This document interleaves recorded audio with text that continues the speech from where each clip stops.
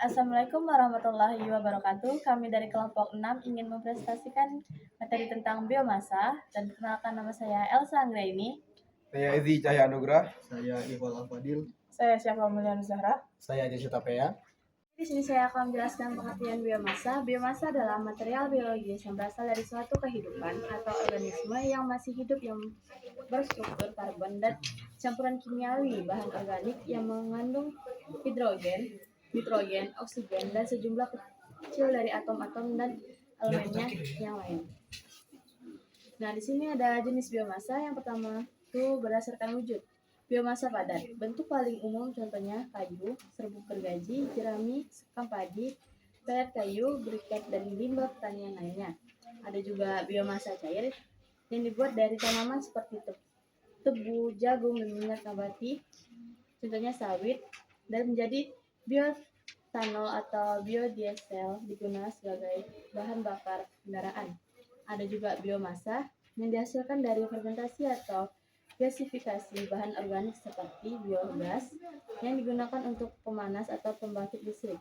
Ada juga berdasarkan sumber asal. Yang pertama itu ada tanaman, yaitu kayu, rumput, tebu, jagung, gandum, jerami, sekam padi, dan tanaman energi khusus. Ada juga hewan, itu adalah kotoran ternak dan limbah hewan lainnya.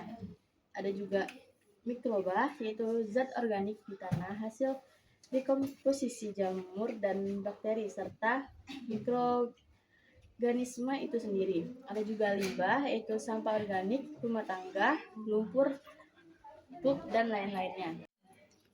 Baik, di sini terdapat dari contoh produk energi biomasa. Yang pertama terdapat bioetanol dari tebu, jagung, dan gandum. Yang kedua terdapat biodiesel yang berasal dari minyak sawit, kelapa, atau ikan. Yang ketiga terdapat biogas dari sampah organik maupun kotoran hewan. Dan yang terakhir yaitu briket atau pelet dari serbuk gergaji, sekam padi maupun kayu. Kemudian di sini saya ingin menjelaskan tentang biogas. Biogas merupakan gas yang dihasilkan dari penguraian bahan organik seperti kotoran hewan, limbah pertanian, atau sampah organik oleh mikroorganisme dalam kondisi tanpa oksigen atau anaerobik. Gas ini merupakan sumber energi terbarukan yang ramah lingkungan, terdiri dari metana dan karbon dioksida, yang dapat digunakan untuk memasak, penerangan, pembangkit listrik, bahkan bahan bakar kendaraan. Manfaat dari biogas ini sendiri yaitu sebagai energi rumah tangga, menggantikan gas LPG atau minyak tanah untuk memasak dan penerangan. Yang kedua, sebagai energi listrik, dapat digunakan untuk menghasilkan listrik. Yang ketiga, sebagai bahan bakar kendaraan. Yang keempat, pupuk organik. Yang kelima, kepada manfaat lingkungan, mengurangi polusi bau dan emisi metana dari tumpukan sampah organik. Kemudian di sini terdapat biofuel, yaitu bahan bakar yang berasal dari materi organik atau biomasa seperti tanaman, alga atau limbah hewan, dan pertanian, menjadikannya sumber energi terbarukan yang dapat digunakan sebagai alternatif bahan bakar fosil. Jenis-jenis dari biofuel yaitu yang pertama bioetanol, alkohol yang dihasilkan dari fermentasi tanaman kaya karbohidrat seperti tebu, jagung, singkong, atau bahkan limbah pertanian, sering dicampur dengan bensin.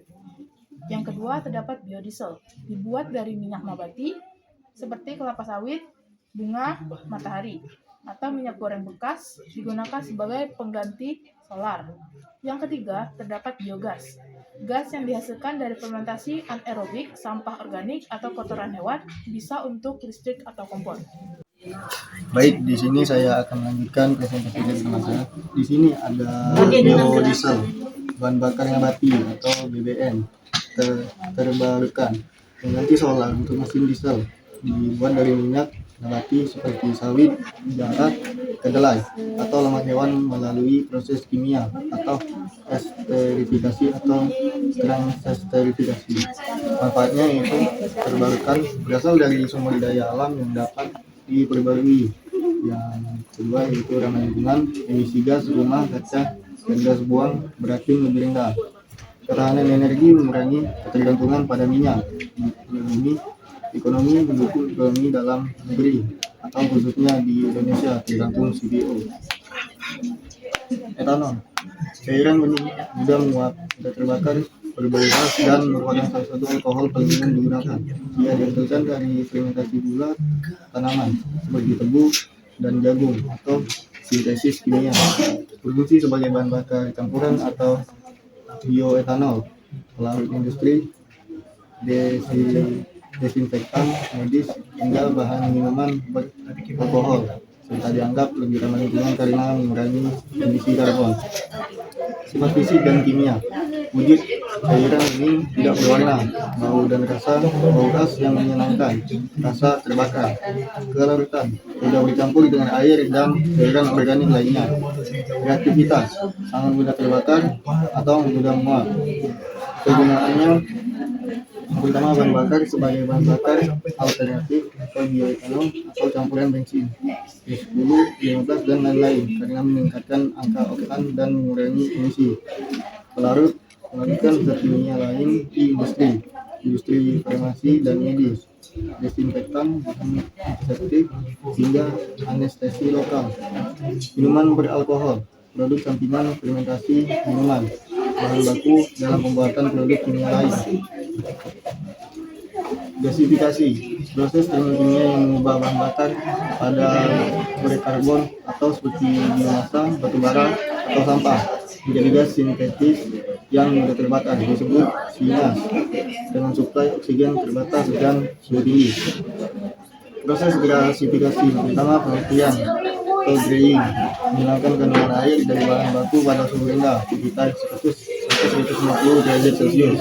Yang kedua, hidrolisis atau pemanasan bahan baku tanpa oksigen menyebabkan dekomposisi termal, menghasilkan gas volatil, tar, dan padatan karbon.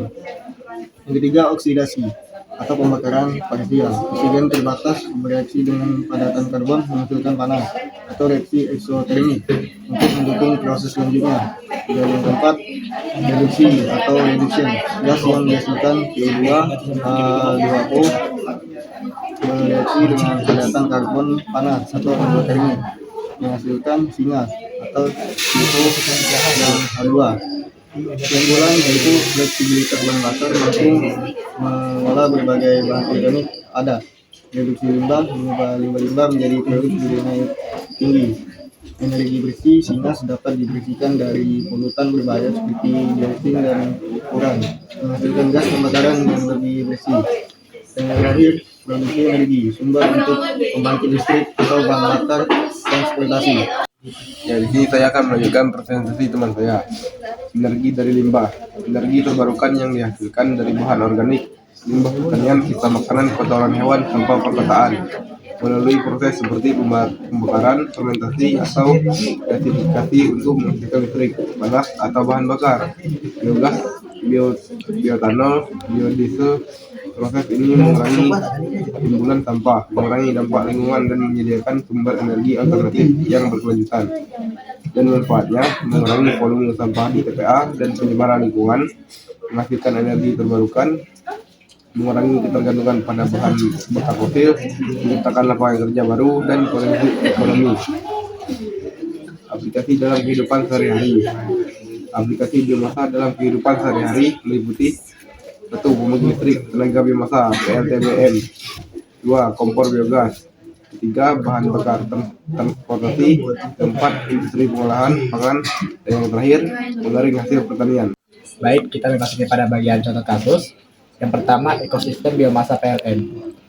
Program PLN bersama Kementerian Pertanian mengembangkan tanaman seperti Indigofera untuk pasokan biomasa pengganti batu bara di PLTU, menciptakan lapangan kerja petani dan energi lebih hijau. Yang kedua, pemanfaatan sekam padi di perdesaan. Potensi sekam padi dimanfaatkan untuk pembangkit listrik di daerah terpencil, memacu ekonomi lokal seperti di beberapa desa di Jawa Timur. Yang ketiga, gasifikasi biomasa di Buleleng, Bali. Proyek berhasil karena kuatnya peran tokoh masyarakat, organisasi lokal, dan pemuda dalam mengelola energi biomasa sesuai amanat Undang-Undang Energi. Yang keempat, PLTBM di Surabaya. Studi kasus ITS menunjukkan potensi biomasa harian 1.245 ton dapat menghasilkan daya 1.024 MW. Secara teknis dan ekonomi layak, mengurangi emisi signifikan. Yang terakhir, pembangkit CPO di Belitung. Pembangunan PLTB CPO pertama di Indonesia berhasil mengurangi ketergantungan pada fosil dan menjadi contoh sukses teknologi konversi biomasa. Baik, pada bagian stok pakan, ketersediaan stok pakan biomasa di Indonesia secara umum sangat melimpah, terutama berasal dari limbah pertanian dan perkebunan seperti ampas sawit, jerami, padi, dan dedap. Badan Riset dan Inovasi Nasional atau BRIN bahkan menyatakan Indonesia berpotensi menjadi pusat pengembangan serat pakan berbasis biomasa.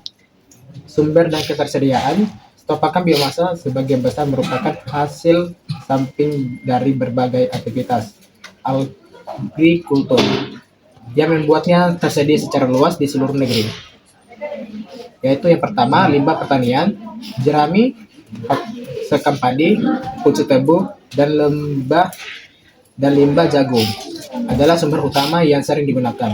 Yang kedua, limbah perkebunan, yaitu ampas sawit atau palm kernel meal atau PKM, kulit kopi, dan kulit kakao memiliki potensi besar sebagai bahan pakan, terutama sebagai sumber protein alternatif. Yang ketiga, tanaman hijauan, rumput-rumputan khusus untuk tanaman untuk pakan juga merupakan bentuk biomasa yang produktif secara berkelanjutan. Sekian presentasi dari kelompok kami. Assalamualaikum warahmatullahi wabarakatuh.